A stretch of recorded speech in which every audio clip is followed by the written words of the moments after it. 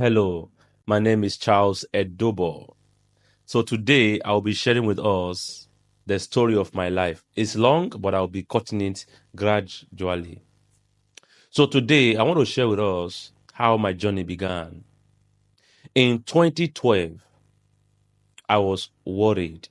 I was confused about life. Then I just finished my NYSC. I needed a direction for my life, a bearing for my life. Though I was into business, I was doing so many business at the same time. I was making money as a young boy, but there was this something in me that was not okay. I felt that where I was not the place for me. Then I set into prayers. I began to pray. I was asking God, where do you want me to go to? Where do you want me to stay? Then in the course of my prayer and fasting, an old man who usually appeared to me in that vision. And he said to me, go to Abuja. Then that vision left me. I was even more confused than before. Now, I don't have any brother in Abuja, no friend, no house. How do I even start? I have never been to Abuja all my life. It was towards the end of 2012, so I couldn't move. I started making my plans on how to make the journey. I had a laptop. Then I concluded within myself to say, okay, let me sell this laptop. So if I sell this laptop, I will be able to raise money, at least for my journey. Then I put this laptop on sale. One of my friends was supposed to come and buy that laptop. His name is Stalin. Stanley was calling me that he's coming to take the laptop. But that morning, I had a vision again. That old man came to me again and said to me, that laptop, don't sell it, give it out. And he told me who to give the laptop to. And he mentioned his name, Prophet Akiri. Then I woke up in the morning. I was even more confused. Now I don't have money to travel. The only thing that I want to sell to travel, God is actually demanding for it. Listen to me. If you don't understand the mystery of dreams, you may never go far in your walk with God. Then I told my sister, I said, I don't know. God asked me to give this laptop. She said, go ahead and give it. I didn't even delete anything. That shows the level of my anger. I was not happy with doing it. I took the laptop, entered the bike, went to Prophet Akiri's house, and I dropped the laptop. Then I angrily left. He didn't even pray for me. I just left. I just obeyed God. Now, my journey had to delay again. I was supposed to go by January. I couldn't move anymore. January, February, March. And now it was towards the end of March, I discovered that I had 2 TVs in my house. I can sell them and raise some money for it, for my journey. Then I put the TVs on sale. I remember a brother Ekene. He called me and said he want to buy the TV. Then he priced the TV for 12,000 each. That was 24,000. I decided to sell it out so that I can at least have money for my journey. I don't even know how I'm going to survive. He cabradosa. Then, after we concluded, that night, the same man, old man, appeared in my dream and said to me, go and buy 3 envelopes. Share those money into 3 different places and drop it in different altars before you move. Didn't make sense to me. I was even more frustrated. Why is God treating me like this? All right. But I didn't know that God was testing my patience, testing my work with Him. Then in the morning, I woke up.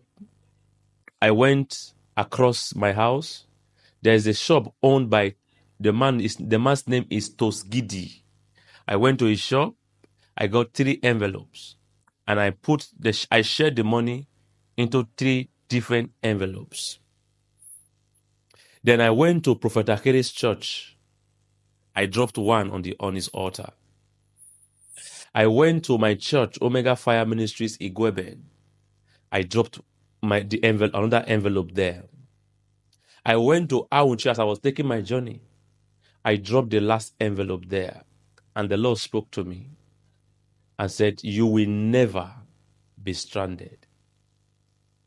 Then I took my journey with 2,000 naira.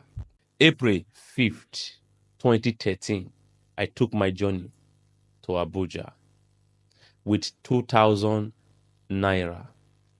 Then I got to Abuja.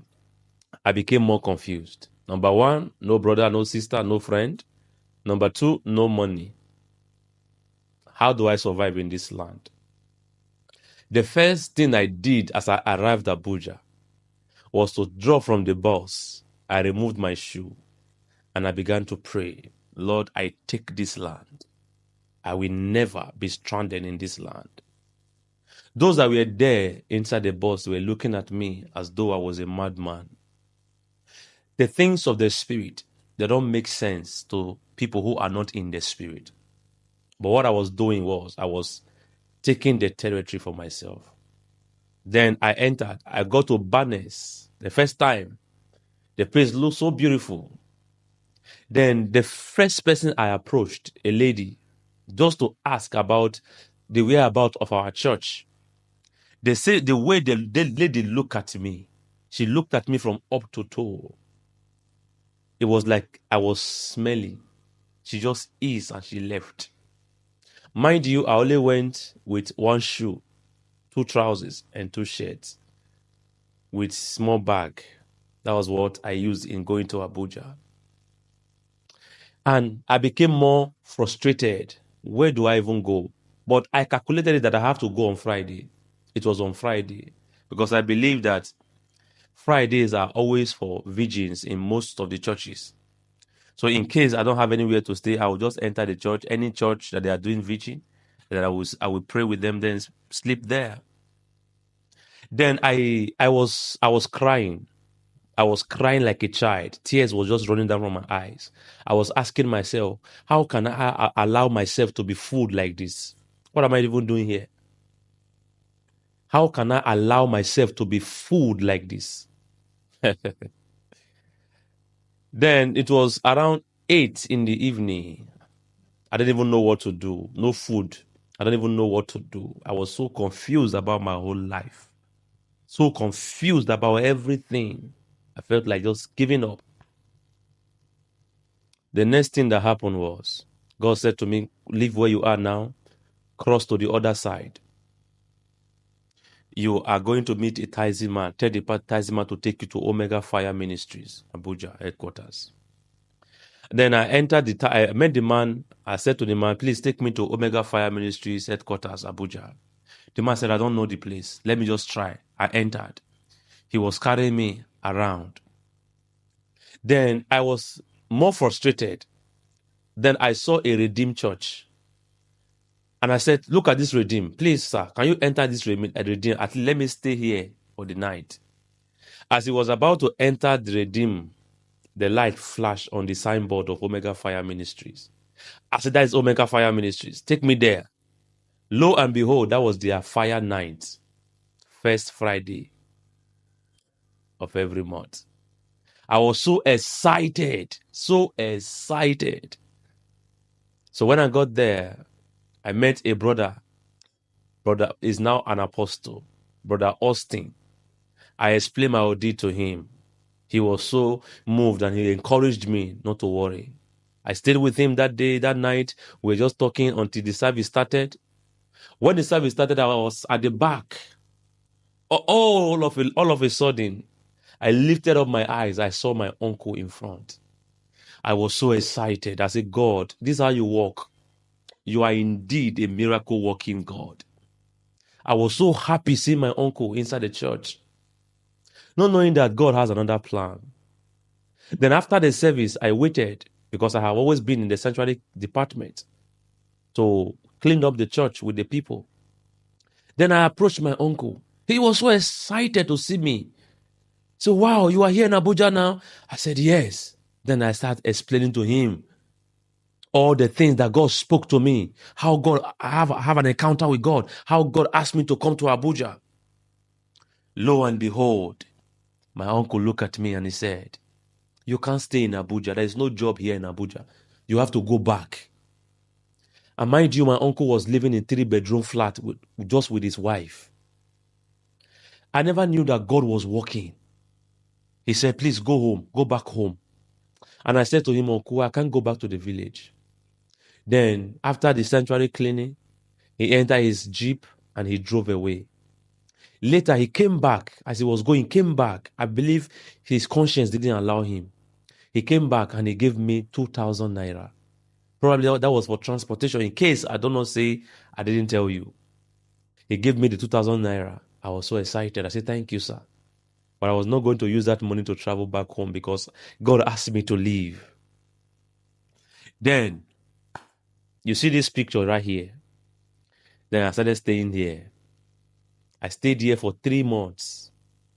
You know, this place was so dangerous to the extent that in the day you can see snakes falling down there. I know how many snakes we killed in the day, but I have to sleep there. You see this rug or carpet on the floor. That was what they gave to me to be sleeping with. And the guy who gave it to me was the security guy in that place. He loved me so much. And he gave me that carpet to be sleeping on. At night, I had to do compulsory night vigil because you cannot sleep because of mosquitoes. And what baffles me was any time I'm about to eat, God will always send people to come and give me money. God bless Pastor Isaiah. Severally, God has spoken to him to come and give me money there. People will come and they will give me money, say, God said I should give you. God said I should give you. For 3 months, I was just like Elijah that was being sustained by raven. They will come and they will give me money, 500, 200. And I was just there happy. And I was never sad because I knew that God has a plan for me. So that was how the journey started. Then after 3 months, God spoke to his servant, Evangelist Joseph, to come and take me from there, to take me to his house. He took me to his house to stay with him. I was staying with him with some other people there. A lot of things happened. But I thank God for how far God has brought us today. This is just the part 1 of the story. Then I will share in the next episode. I will share my experience in Abuja, my experience in the church. I believe it will bless you. Then I will take you gradually to where I am right now. The Lord bless you. I believe you have been inspired by this story. God bless you. See you in the part 2. Shalom.